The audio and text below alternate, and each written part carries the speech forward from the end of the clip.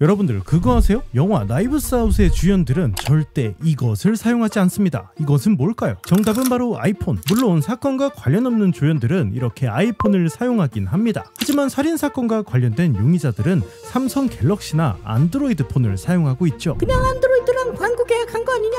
아니요, 애플이 못쓰게 한 거예요. 그럼 도대체 왜 애플은 아이폰을 못쓰게 했는지 오늘은 이 특이한 애플의 영화 협찬 조건에 대해 같이 이야기 나눠보겠습니다. 일단 그 전에 이 PPL을 짚고 가야 합니다. 여러분 PPL 잘 아시죠? 흔히 간접 광고라고 불리죠. 근데 영어로는 PPL, 순수하게 제품 배치라는 뜻이에요. 영화나 드라마 장면에 제품이나 브랜드를 배치하는 광고죠. 그럼 전 세계에서 PPL로 가장 많이 등장하는 브랜드 뭐가 있을까요? PPL 데이터베이스 사이트인 프로덕트 플레이스먼트 블로그에 따르면 영화와 TV에서 가장 많이 등장한 브랜드는 당연 애플이 1884위로 1위, 가장 많이 등장한 제품은 맥북, 2위는 아이폰일 만큼 영화나 드라마에서 애플을 어렵지 않게 볼 수 있죠. 2001년 이후 할리우드 영화를 보면은 3편 중 1편에 애플 제품이 등장하는 정도래요. 그만큼 애플은 우리 인생에 있어서 대체제가 없을 만큼 당연해졌다는 얘기겠죠. 또 애플은 이 PPL에 굉장히 진심인 편입니다. 아이패드가 세상에 공개되기 전에 드라마를 통해 먼저 공개된 거 아세요? 모던 패밀리라고 미국의 장수 시트콤이 있는데 드라마 시즌 1의 19화에서 최초의 아이패드 정식 발매 이틀 전에 이미 주인공이 사용하는 모습이 나옵니다. 신기하죠? 또 미드 빅리틀 라이즈에는 맥북부터 시작해가지고 아이패드, 애플워치, 아이폰까지 애플 제품 라인업으로 도배를 했는데 제품 등장 시간을 모두 합치면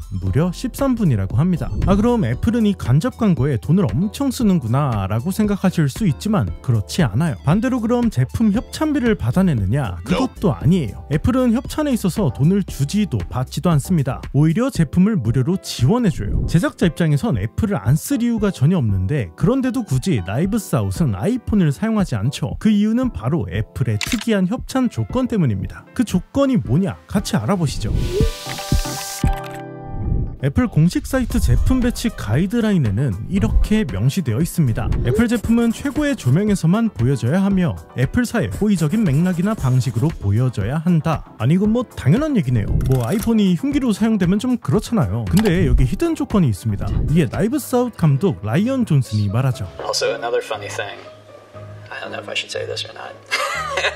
Not because it's like lascivious or something, because it's going to screw me on the next mystery movie that I write. But forget it, I'll say it's very interesting.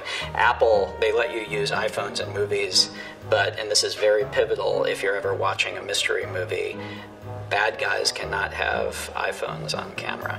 So, oh no! Every single filmmaker who has a bad guy in their movie that's supposed to be a secret wants to murder me right now. 네, 영화 속 빌런들은 절대로 애플 제품을 사용할 수 없다. 때문에 나이브스 아웃의 주연들, 즉 살인사건의 용의선상에 올라간 인물들은 애플 제품을 사용하지 못했습니다. 물론 범인이 아니더라도 빌런만 다른 폰을 쓰게 할 수도 없긴 하니까요. 2001년 드라마 24에서도 선한 인물들은 애플 제품을 사용하는 반면에 빌런들은 윈도우 제품을 사용하는 모습을 볼 수 있죠. 사실 이게 예전부터 있었던 암묵적인 업계의 비밀인데 이걸 라이언 존슨 감독이 인터뷰에서 폭로해버린 거죠. 그렇다면 애플은 도대체 왜 이런 이상한 규칙을 만들었을까요?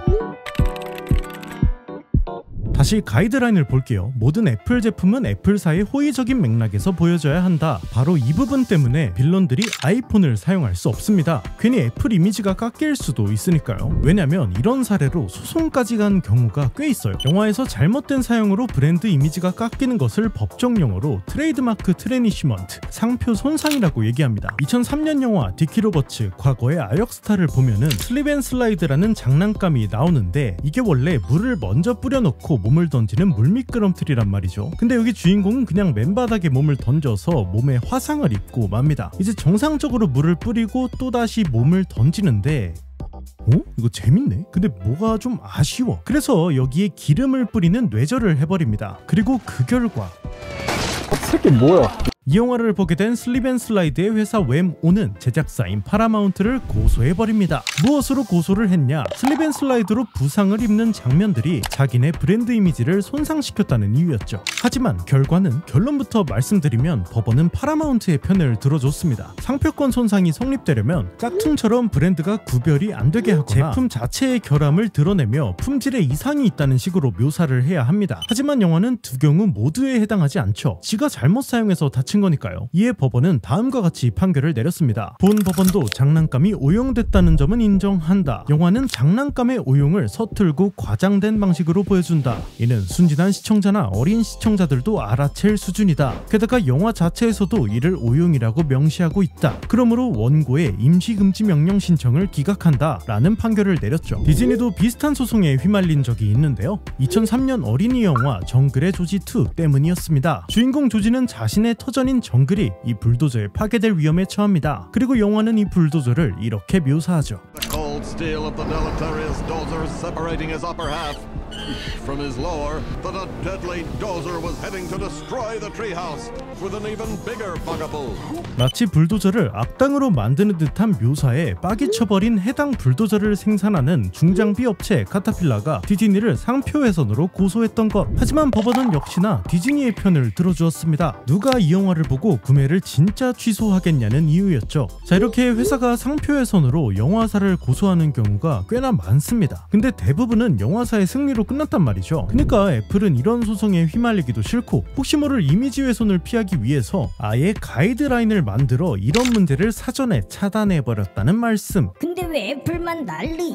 사실 애플만 이러는 건 아니에요. 벤츠나 코카콜라도 각자의 제품 배치 규정이 있는데요. 이는 영화 슬럼독 밀리어너에서 볼 수 있습니다. 첫 번째는 벤츠입니다. 초반에 이 빈민가를 뚫고 가는 자동차가 한 대 등장합니다. 근데 이상하게 이 차에 로고가 안 보이죠. 이게 원래 94년도 메르세데스 벤츠 E클래스 차량인데 벤츠가 로고를 못 쓰게 했어요. 빈민가에서 벤츠가 보여서는 안 된다는 규정 때문이었죠. 빈부격차, 약탈, 계급 이런 부정적인 이미지랑 연관될 수 있으니까요. 두 번째는 코카콜라입니다. 여기서 불법 조직이 어린아이들을 꼬셔내기 위해 검은색 음료를 건네는 장면이 나오는데 누가 봐도 코카콜라지만 역시나 로고는 가려져 있죠. 코카콜라가 부적절한 상황에 로고 사용을 금지시켰기 때문이에요. 자, 오늘은 이렇게 왜 영화 속 악당들은 아이폰을 쓸 수 없는가에 대한 이야기를 나눠봤습니다. 지금까진 그냥 지나쳤던 PPL, 제품 배치, 단순 광고가 아니라 여러가지 의도와 비하인드가 있다는 것을 알고 보시면 더 재밌는 영화 시청이 되지 않을까요? 영상 시청 감사드리고요. 다음엔 더 재밌는 영화 이야기로 돌아오겠습니다. 지금까지 발비트였습니다.